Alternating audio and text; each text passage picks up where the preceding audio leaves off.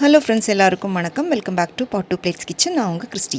இன்றைக்கி நம்மளோட சேனலில் நல்லா காரசாரமாக ஒரு ப்ரான் ரோஸ்ட் ரெசிபி தான் பார்க்க போகிறோம். ரொம்ப அருமையான டேஸ்ட்டில் இருக்கும். ரொம்ப ஈஸியாக பண்ணலாம். நல்லா சுட சுட சாதத்தோடு கலந்து சாப்பிட்டீங்க அப்படின்னா வேறு லெவலில் இருக்கும் இதோட டேஸ்ட்டு. வாங்க இப்போ எப்படி பண்ணுறதுன்னு பார்க்கலாம். இப்போ இதில் வந்து பார்த்திங்கன்னா ஒரு 400 கிராம் அளவுக்கு ப்ரான்ஸ் வந்து நான் கழுவி க்ளீன் பண்ணி எடுத்திருக்கேன். கழுவுனதுக்கப்புறம் 400 கிராம் அளவுக்கு இருக்குது. இது கூட 1/4 டீஸ்பூன் மஞ்சள் தூள், அப்புறம் ஒரு 1/2 டீஸ்பூன் அளவுக்கு தனி மிளகாய் தூள், கொஞ்சம் உப்பு சேர்த்து நல்லா மிக்ஸ் பண்ணிவிட்டு இதை வந்து நம்ம ஊற விட்டுடலாம். இதுக்கு வந்து குட்டி குட்டி இறா வந்து நல்லா இருக்காது. ஓரளவுக்கு கொஞ்சம் பெரிய சைஸில் இருக்கிற மாதிரி பார்த்து வாங்கிக்கோங்க. இப்போ இது வந்து ஊறட்டும். இது ஊறுறதுக்குள்ளே இதுக்கான மசாலா, ஒரு சிம்பிளான ஒரு மசாலா வந்து நம்ம ரெடி பண்ணிக்கலாம். அதுக்கு ஒரு பவுலில் 5லேருந்து 6 காஞ்ச மிளகாய் போட்டுக்கோங்க, 5 முந்திரி பருப்பு, ஒரு சின்ன துண்டு புளி எல்லாம் சேர்த்துட்டு கொஞ்சம் சுடு தண்ணி ஊற்றிட்டு இதை வந்து ஊற விட்டுருங்க. சுடு தண்ணி ஊற்றுனீங்கன்னா உங்களுக்கு டக்குன்னு இது வந்து ஊறிடும். அடுத்ததாக ஒரு கடாயில் 1 டீஸ்பூன் அளவுக்கு தனியா, 1/2 டீஸ்பூன் அளவுக்கு மிளகு, ஒரு 1/2 டீஸ்பூன் அளவுக்கு சீரகம், கொஞ்சமாக வெந்தயம், ஒரு 1/4 டீஸ்பூனுக்கும் கம்மியான அளவில் வெந்தயம் சேர்த்துக்கோங்க, 1/2 டீஸ்பூன் சோம்பு, அப்புறமா வந்து கசகசா வந்து ஒரு 1/2 டீஸ்பூன். இப்போ இது எல்லாத்தையுமே லோ ஃப்ளேமில் வச்சு கலர் மாறாமல் நல்லா வறுத்துக்கோங்க. வறுத்து ஆற விட்டுட்டு அதை வந்து ஒரு மிக்சி ஜாருக்கு மாற்றிக்கோங்க. கூடவே நம்ம ஊற வச்சோம் இல்லையா காஞ்ச மிளகா, புளி, முந்திரி பருப்பு, இதையும் வந்து அதில் இருக்கிற தண்ணி எல்லாத்தையும் கம்ப்ளீட்டாக வடித்து எடுத்துகிட்டு சேர்த்துக்கோங்க. சேர்த்துட்டு இப்போ இதை வந்து நல்ல ஒரு திக்கான பேஸ்ட்டாக அரைச்சி எடுத்துக்கோங்க. தண்ணி தேவைப்பட்டால் மட்டும் கொஞ்சமாக சேர்த்துக்கோங்க. பாருங்கள், இந்த மாதிரி நல்லா வந்து ஒரு ஃபைன் பேஸ்ட்டாக அரைச்சி எடுத்துக்கோங்க. இப்போ நான் என்ன பண்ணியிருக்கேன்னா கடாயில் 1 டீஸ்பூன் மட்டும் நெய் ஊற்றிட்டு அதில் நம்ம ஏற்கனவே ஊற வச்ச ப்ரான் எல்லாத்தையும் போட்டுட்டு நல்லா இதை வந்து நம்ம ஃப்ரை பண்ணி எடுத்துக்கலாம். நல்லா 2 பக்கமும் மாற்றி மாற்றி திருப்பி திருப்பி போட்டு ஃப்ரை பண்ணிக்கோங்க. எல்லா இறாவையும் ஒரே நேரமாக ஃப்ரை பண்ண முடியாது. 2 பேட்சாக போட்டுட்டு நீங்கள் வந்து ஃப்ரை பண்ணிக்கோங்க.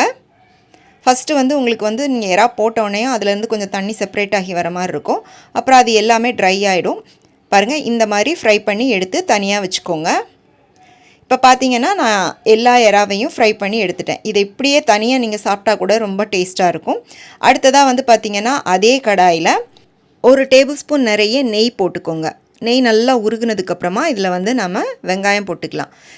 பெரிய வெங்காயம், கொஞ்சம் மீடியம் சைஸில் இருக்கிற மாதிரி வெங்காயம், 2 வெங்காயத்தை நல்லா மெல்லிஸாக கட் பண்ணி போட்டுக்கோங்க. போட்டுட்டு இதை வந்து வதக்கிக்கோங்க. இந்த வெங்காயம் வந்து பார்த்திங்கன்னா நல்லா கண்ணாடி பக்குவத்துக்கு வதங்கி வரணும். வதங்கி வந்ததுக்கப்புறமா நம்ம ஏற்கனவே அரைச்சி வச்சோம் இல்லையா அந்த மசாலா பேஸ்ட், அதை வந்து நம்ம இது கூட சேர்த்துக்கலாம். இப்போ பார்த்திங்கன்னா வெங்காயம் வதங்கிருச்சு. இப்போ நம்ம அரைச்சி வச்ச மசாலாவை இது கூட சேர்த்துக்கலாம்.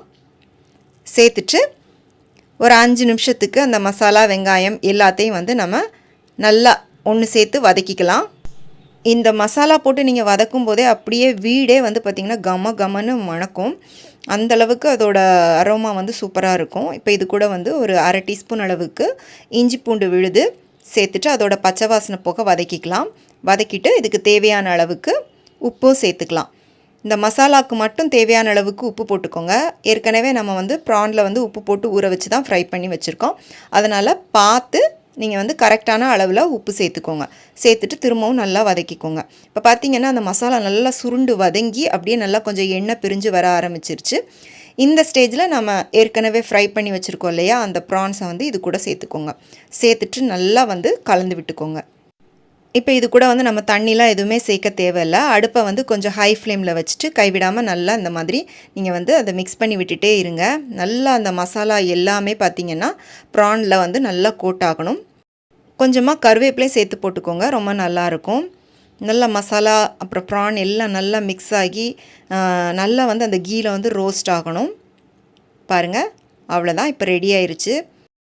ஃப்ரெஷ்ஷான மசாலா ப்ளஸ் அந்த கீயோட ஃப்ளேவரோட இந்த ப்ரான் கீ ரோஸ்ட் சாப்பிட்றதுக்கு வேறு லெவல் டேஸ்ட்டில் இருக்கும்.